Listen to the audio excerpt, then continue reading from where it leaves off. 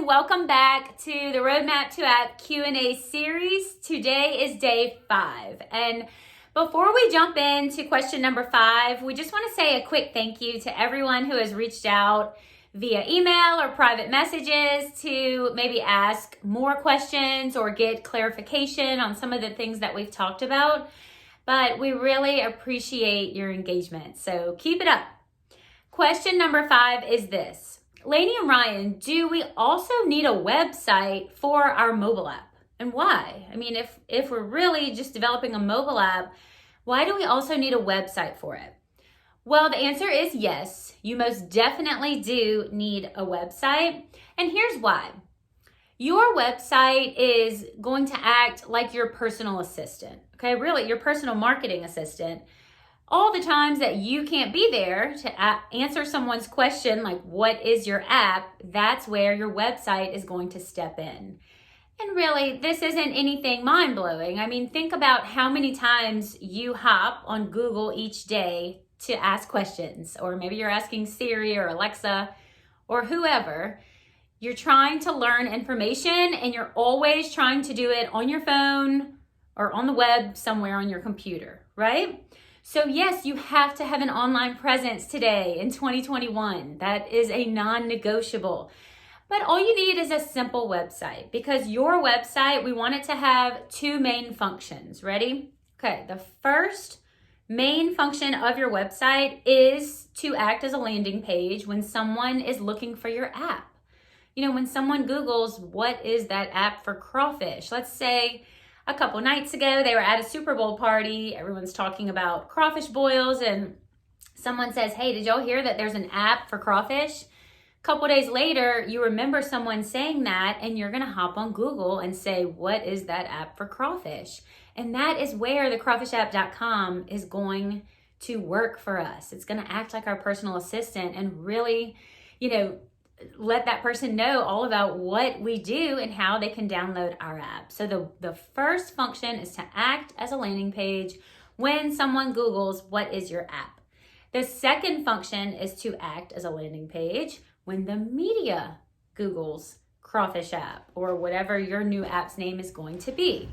So let's talk about the 5 tabs or sections that we want your website to have. And again, don't get overwhelmed by this. This is a very simple, basic website. It doesn't have to be able to sell merchandise or act as an e-commerce site. You can do that later, okay? But for this initial development of your mobile app and for the initial website, we just needed to have 5 tabs. The first is a home page. It's going to be the first thing someone sees when they Google, what is your app? So it should have your logo, it should have your app's name, and it should have a link to download your app, so a link that goes directly to the Play stores, because really a huge percentage of people are searching on their phones, right? When they use the internet, think about your habits. And so if you have a link for them to go straight to the App Store and download your app straight from your website, that's huge, okay? So that's what we want on the landing page. The second section needs to be your how it works section. And here we want you to give a very brief explanation of your app, show some screenshots, maybe like almost like a miniature instruction manual for potential users to see, oh wow, this is a very professional, user-friendly app. I'm gonna go ahead and give this a download. The third section is the about section. And this is where we want you to tell a good story, because everyone loves a good story. You love a good story, you just might not realize it.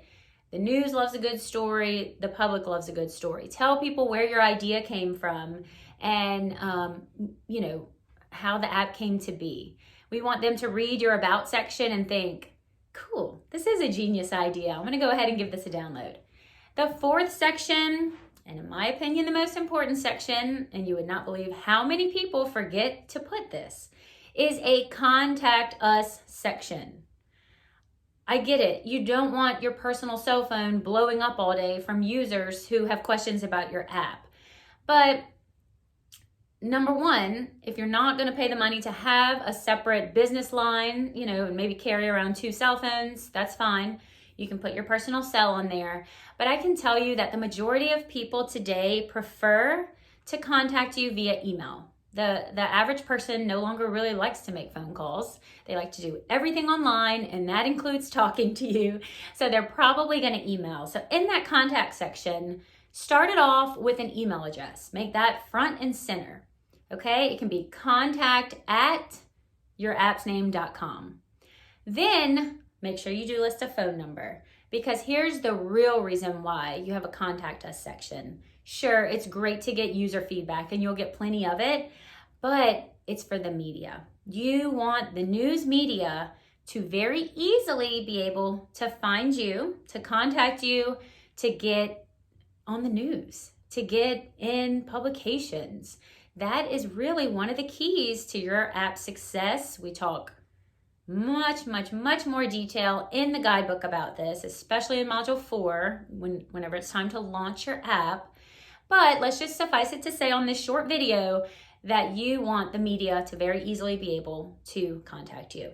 And then lastly, the last section on your website has to be a privacy policy about the usage of your app. That's the law. You have to pay for a privacy policy. You have to get with an attorney and get one created. We actually include a free privacy policy format if you purchase the guidebook, but that's just something that you have to have. And you can learn more about that at roadmap2app.com. So yes, get your website made. Thanks for tuning in today. I'll see you tomorrow for question 6. Thank you.